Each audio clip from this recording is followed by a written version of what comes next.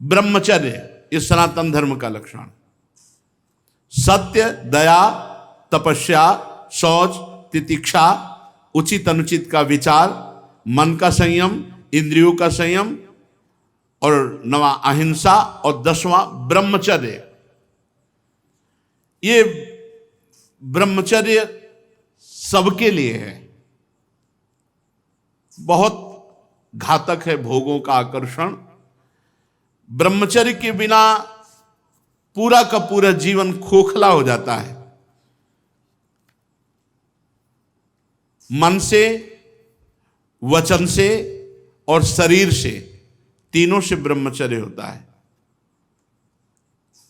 मन का ब्रह्मचर्य, विषयों का चिंतन ना करना। यहीं से नाश प्रारंभ होता है, पतन यहीं से होता है।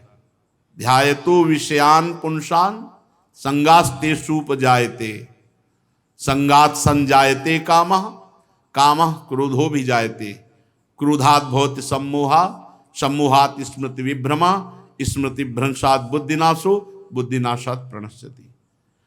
सबसे पहला पतन जो होता है वो विषयों का चिंतन होता है। ध्यायतो विषयान पुंसान, जब हम भोगों का चिंतन करते हैं तो हमें भोगों की आसक्ति प्रकट होती, फिर संग करने का मन होता है। संगास्तेषुपजायते, जब हम विषयों का चिंतन करते हैं तो विषयों का संग करने का, विषय भोगने की इच्छा प्रकट होती। जहां विषय भोगने की इच्छा प्रकट हुई, काम राज्य हृदय में छा गया। संगात संजायते कामा, और कामना जब बढ़ी तो सब मूढ़ता छा जाती है, स्मृति नष्ट हो जाती है। हम कौन हैं, हमारा क्या कर्तव्य है, हम क्या कर रहे हैं। सच्ची मानिए बहुत निकृष्ट, बहुत निकृष्ट काम। वचन से हमें कभी भोगों की बातें नहीं करनी, और शरीर से हमें कभी भोग क्रिया नहीं करनी। अधर्मयुक्त क्रिया का त्याग, धर्मयुक्त क्रिया की स्वीकृति, ये गृहस्थ धर्म और संपूर्णतया विरक्त धर्म। जो ब्रह्मचर्य रहता है उसे शरीर बल, मनोबल, बुद्धि बल, वचन बल, ये सब जागृत हो जाते हैं। वचन बल, जो बोला वही लागू हो गया, जबरदस्ती आपको मानना पड़ेगा। और मनोबल, जो संकल्प किया अंदर वही बाहर क्रिया प्रारंभ हो गई, वही दिखाई देने लगा। देह बल, रात दिन मेहनत करो फिर भी थकान नहीं। आप कुछ समय तक व्यवहार करके देखिए ब्रह्मचर्य का, फिर आपको खुद पता चलेगा कि कितना आनंद प्रदान करता है ब्रह्मचर्य। ब्रह्मचारी को विषय भोग जहर है ऐसा मानना चाहिए। जैसे कितनी भी सुंदर खीर हो और कोई हमारे कान में आकर विश्वसनीय कह दे कि इसमें जहर पड़ा है तो हम बिल्कुल नहीं खाएंगे। हमारे शास्त्र कह रहे हैं, महर्षि जन कह रहे हैं कि ये विषय भोग जहर है, महान विषय है, ये पूरे जीवन को नष्ट कर देता है। तो ये जब ज्ञान हो तो उसका फल है विरति। जब हमें ज्ञान हो गया तो उससे हमें वैराग्य होना चाहिए, पर नहीं। ये ज्ञान तो है कि भोगों में सुख नहीं है, भोग दुख रूप है, भोग जहर के समान है। कैसा ज्ञान है? वाचिक ज्ञान, उपदेश देने के लिए। लेकिन जब भोग सामने आते हैं तब ये ज्ञान काम नहीं करता। यदि उपासक भोगों से भयभीत हो जाए तो बच जाए, बहादुरी नहीं, भागना पड़ेगा इसमें। एक बार पूज्यपाद सिउड़िया बाबा जी ने स्वप्न देखा। स्वप्न में भी कितने सावधान हैं। भिक्षाम देहि, एक घर में आवाज लगाई, नारायण नारायण। तो एक माई निकली, सुंदर अप्सरा, हीरे जवाहरात से, रत्नों से भरी हुई थाल, आवाज एक घर में लगाई और सैकड़ों घरों से निकल आई और सब एक से एक सुंदर, और चारों तरफ से घेर लिया और मुस्कुराना, हाव भाव प्रकट करना। बाबा भागे और बहुत जोर के भागे और कई किलोमीटर तक भागते रहे। फिर पीछे मुड़ के जब देखा कि कोई नहीं दिखाई दे रहा, तब खड़े होकर सांस ली। जब सांस ले रहे थे तो आंख खुल गई। आंख खुल गई तो नारायण नारायण नारायण। अच्छा हुआ कि स्वप्न में भी भागे। भागने से ही बचोगे, यहां जीतने की चक्कर में मत पड़ना, बहुत धोखा है। ये मन बहुत धोखेबाज है। यदि कोई विषय से ऐसा भय रखे जैसे सांप, बिच्छू या सिंह, कोई सांप आके गले लगना चाहे तो आप क्या करोगे? भागोगे ना। और बाघ देख लो, सिंह देख लो, भागोगे ना। ऐसे ही विषय भोग की इच्छा वाले कोई शरीर तुम्हारे नजदीक आ रहा है और तुम्हें भय नहीं लग रहा है, इसका मतलब है मरना चाहते हो, भ्रष्ट होना चाहते हो, नष्ट होना चाहते हो। सिंह आ रहा तुम्हें भागना नहीं सुनाई दिया, सांप दौड़ रहा तुम्हारी तरफ भागना नहीं सुनाई दिया। ऐसे ही भोग तुम्हारी तरफ आ रहा, तुम भागे नहीं, मरना चाहते हो, मरोगे तुम। कोआ मदांधो मदना तुरुआ, भगवान शंकराचार्य जी से पूछा, को अंधों में बड़ा अंधा कौन है?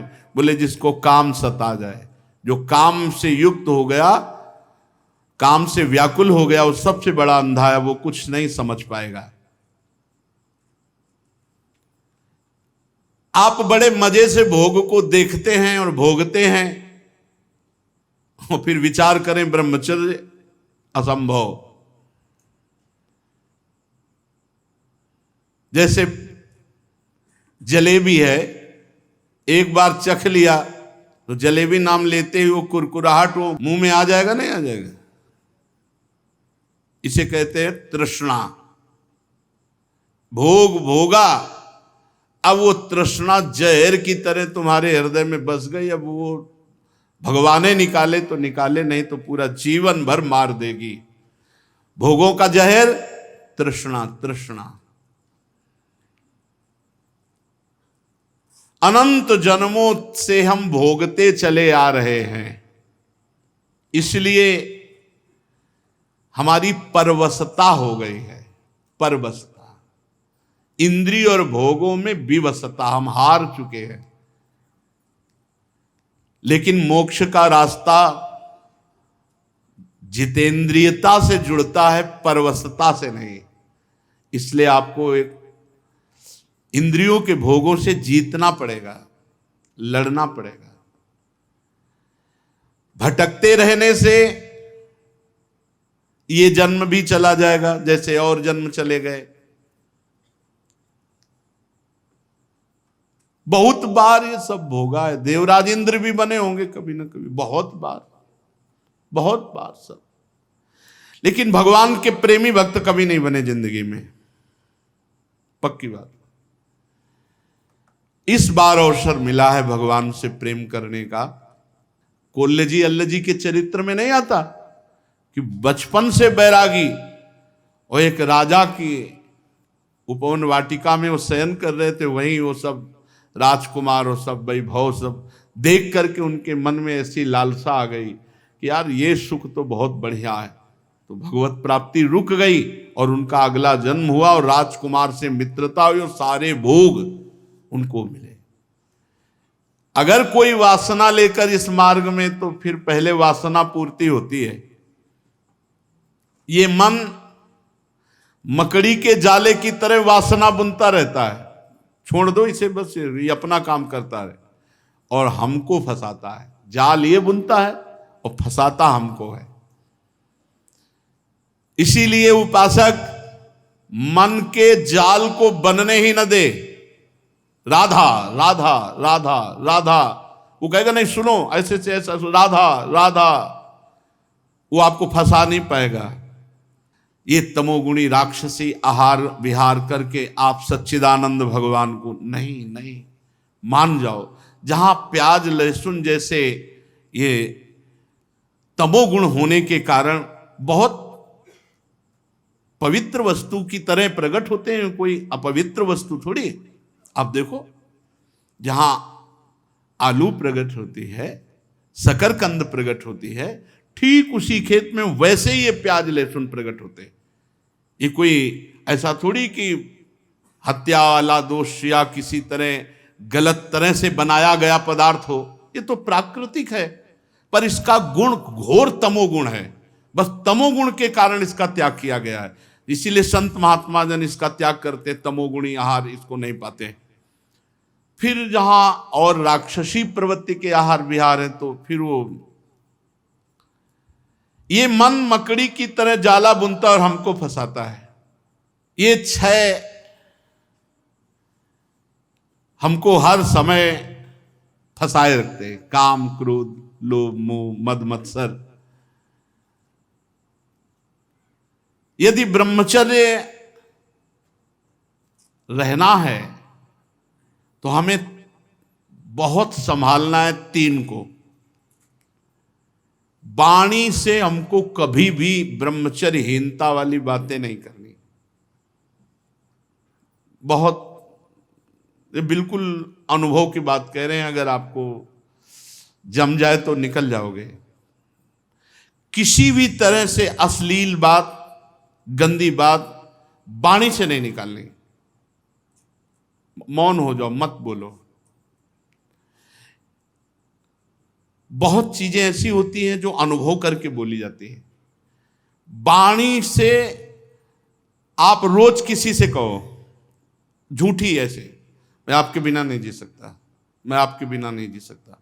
एक दिन आपके मन में आ जाएगा मैं आपके बिना नहीं जी सकता। एक दिन आप स्वीकृति स्वयं में कर लेंगे कि मैं आपके बिना नहीं जी सकता। वाणी से बोलते रहो, तुम देख लेना, एक दिन किसी एक से बोलते रहो मैं आपके बिना नहीं जी सकता। फिर दूसरे दिन बोलना मैं आपके, कुछ दिन में मन से आ जाएगा मैं आपके बिना नहीं जी सकता। फिर स्वयं में आ जाएगा मैं आपके बिना नहीं जी सकता। जब हम वाणी से गंदी बातें करते हैं तो तुरंत मन उसका चिंतन करता है और वो उल्लसित हो जाता है। इसलिए वाणी से पहला ब्रह्मचर्य। हमें रसना कटो जो अन्न रटो। अन्न बात जो प्रियालाल से विमुख करने वाली बात, जो कुत्सित बात, विकारें, जो विकार बढ़ाने वाली गंदी बात है, वो हमें नहीं करनी। नियम ले लो, नहीं करनी। आज से नियम ले लेते। जितने लोग कथा सुन रहे हैं, कोई इसमें पैसा लगने की बात नहीं। वाणी से हम गंदी बात, अश्लील बात, गलत बात नहीं बोलेंगे। वाणी का ब्रह्मचर्य। वाणी से गंदी बात नहीं बोलेंगे, अश्लील बात नहीं बोलेंगे, जो भगवत विमुख करने वाली बात है हम नहीं बोलेंगे। नियम ले लो, कोई कसम खाने की बात थोड़ी कहते। नियम ले लो, जहां ऐसी बात आवे आप मौन हो जाओ। दूसरी बात, श्रवणेंद्री से हम कभी अश्लील बात नहीं सुनेंगे, गंदी बात नहीं सुनेंगे। बहुत प्रभाव पड़ता है, बहुत प्रभाव पड़ता है। श्रवणेंद्री से जो हम सुनते हैं उसका तत्काल मन पकड़ करके मनन करता है और वो उसी तरफ चल पड़ता है जिस तरफ की बात हम सुनते हैं। और नेत्रेंद्री से जो हम देखते हैं वो बहुत तुरंत प्रभाव पड़ता है। देखो, नेत्रेंद्री से ऐसी कोई ग्रंथ मत पढ़ो, कॉपी, ऐसी पुस्तिका जो ब्रह्मचर्यहीनता वाली है। ऐसे कोई दृश्य मोबाइल से मत देखो जो ब्रह्मचर्यहीनता वाले हैं। ऐसे कोई दृश्य बाहर मत देखो, पशु पक्षी आदि मैथुन करते हुए ऐसे कभी मत देखो। इसका बहुत बड़ा प्रभाव होता है। अगर इन तीन का संयम कर सको तो आपके ब्रह्मचर्य में बहुत लाभ मिलेगा। पहला वाणी से, दूसरा श्रवणेंद्री से, तीसरा नेत्रेंद्री से। और खास बात यह है कि जिससे हमारा ब्रह्मचर्य नष्ट होता है उससे सानिध्य न दे कभी। ऐसी कोई क्रिया, ऐसे कोई व्यक्ति का संयोग जो हमारे ब्रह्मचर्य का घात करे, बहुत बहुत सावधानी। पर ये ऐसा दलदल है कि एक बार जो फंस गया भगवान ही निकाल सकते हैं। जिस समय मन अपने स्वरूप में आया वो सब करवा लेगा। बहुत विचित्र है, बहुत विचित्र है, बहुत विचित्र मन का खेल। हमें ऐसा कोई रिश्ता नाता, कोई संबंध जो हमारे ब्रह्मचर्य को नष्ट कर रहा है, दूरी बनानी चाहिए। और भोजन का ब्रह्मचर्य पर बहुत बड़ा प्रभाव है। यदि आप अधिक मिर्च वाली घर में ही बना के करें, अधिक मिर्च वाली, अधिक तेल घी वाली ये पदार्थ पाएंगे तो ब्रह्मचर्य स्वाभाविक नष्ट हो जाएगा बिना किसी क्रिया के। ब्रह्मचारी को एक बीमार की तरह भोजन पाना चाहिए। जैसे मूंग की दाल है, घिया की सब्जी, रोटी, बस क्योंकि उसे पावर की जरूरत नहीं है, उसे अधिक पावर की जरूरत नहीं है। स्वयं में सामर्थ्य सुरक्षित है, इसलिए बाहरी पदार्थों से बादाम चबा रहे हैं, काजू चबा रहे हैं, हलवा खा रहे हैं और बहुत प्रकार के मीठा आदि। मीठा तो ब्रह्मचर्य में थोड़ा बस ले ले, इसके बाद अधिक मीठा भी वो जहर का काम करेगा, स्वाभाविक ब्रह्मचर्य को नष्ट कर देगा। जो भोजन कब्जियत बनाती है, अगर ऐसा भोजन पाया जाएगा तो ब्रह्मचर्य अपने आप स्वप्न दोष के रूप में नष्ट हो जाएगा। सात्विक भोजन, पेट साफ बहुत आवश्यक है। हल्का भोजन कम मात्रा में, पेट उधर, तो बहुत सुंदर आपके भजन की वृत्ति बढ़ेगी, आपका ब्रह्मचर्य बहुत लंबे समय तक आबाद चलेगा। बाजार की वस्तु तो ब्रह्मचारी होकर बाजार की वस्तु तो मुझे समझ में नहीं आता। बाजार की वस्तु तो नहीं खानी चाहिए, बनी हुई, बाजार की वस्तुएं बनी हुई। एक ही चीज को आप गौर से पा करके किसी एक चीज को बाजार की, फिर देखो आपके अंदर स्फुरणा क्या होती है, पहले कैसे हो रही थी, फिर कैसे हो रही है। और आप पवित्र भोग लगा के श्री जी को पवा के पा के फिर देखो कैसी स्फुरणा हो रही भजन की। भजन परम पवित्र वस्तु, ऐसे थोड़ी होता तुम जहां तहां अन्न खात सखी कहत आपकात, सकल देव से द्वंद जात रात सर्वस्व वही। शिव सेवक जी महाराज जहां तहां अन्न खात, ऐसे बाजार का भोजन हो, बोले ब्रह्मचारी जी हैं, नहीं हो पाएगा भाई, ब्रह्मचर्य नहीं हो पाएगा। हाँ, नाम लिख सकते हो, टाइटल तो बन सकता है, लेकिन सही माने में आपका ब्रह्मचर्य, जब तक आपका आहार शुद्ध, अगर अपने धर्म को सुरक्षित रखना चाहते हो तो बाजार का भोजन। और छोटे छोटे बच्चों में बहुत सी गलतियां ऐसी आ चुकी हैं जो उनके जीवन को नष्ट कर रही हैं। हमें ऐसे कई बच्चे मिले हैं, तो माता पिता को चाहिए कि छोटे बच्चों से भी मित्रता का व्यवहार करें, उनको इतना फ्री करें कि वो आपसे अपनी बात बता सकें और आप उनको सही दिशा दे सकें। नहीं, जैसे 13-14 वर्ष के बच्चे हैं और ये गंदी क्रिया कर रहे हैं, इनका जीवन बहुत बुरी तरह नष्ट हो जाएगा, ये गृहस्थी लायक नहीं रहेंगे। विरक्ति तो बहुत बड़ी बात रह गई, ये गृहस्थी लायक नहीं रहेंगे, संतान उत्पन्न करने लायक नहीं रहेंगे। इसलिए माता पिता को चाहिए कि अपने बच्चों से फ्रेंड की तरह, दोस्त की तरह बात करें, उनको इतना उत्साह दें कि उनके अंदर जो गलती है वो पकड़ लें और प्यार से समझा दें। अगर हम बार बार बच्चों को समझाएंगे, नए नए बच्चे अभी गलत मार्ग में जो जा रहे हैं वो सुधर जाएंगे। हमारे सनातन धर्म का लक्षण है ब्रह्मचर्य।